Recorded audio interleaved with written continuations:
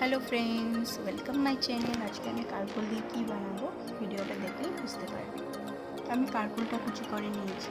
এখন নিয়েছি লঙ্কা কুচি, শুকনো লঙ্কা, কালো জিরে, পেঁয়াজ কুচানো, হলুদ আর তেল আর পাঁপড়। তো আমি এখন একটা কড়াই তেলটাকে গরম করে পাঁপড়টাকে ভেজে নিলাম। এখন তেলের মধ্যে কালো জিরে, শুকনো লঙ্কা, এখন পেঁয়াজ কুচি দিয়ে দেবো, দিয়ে ভালো করে এটাকে ভেজে নেব। ভাজা হয়ে গেলে দেখবে ব্রাউন কালার হয়ে গেছে। তো ভালো করে এটাকে ভাজা হওয়ার পর আমি এখানে কারকোল কুচিটা দিয়ে দেব। কারকোল কুচি দেওয়ার পর এটাকে ভালো করে মিশিয়ে নেব।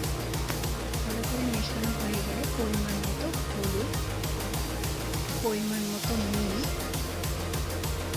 পরিমাণ মতো কাঁচা লঙ্কা দিয়ে এটাকে ভালো করে মিশিয়ে নেব।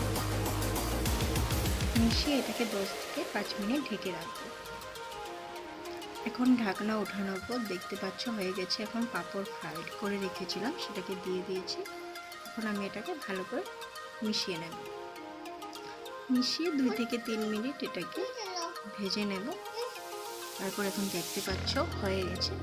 এটাকে আমরা এখন সার্ভ করব। সার্ভ করার আগে আমরা এখানে গরম মশলা বা মিট মশলা, যে মশলা আপনার ভালো লাগে সেই মশলাটা দিয়ে দেবেন। এই তো আমাদের রেডি। তো খেয়ে নিশ্চয়ই কমেন্ট করে জানাবেন কেমন হয়েছে, আমার রেসিপি কেমন লেগেছে।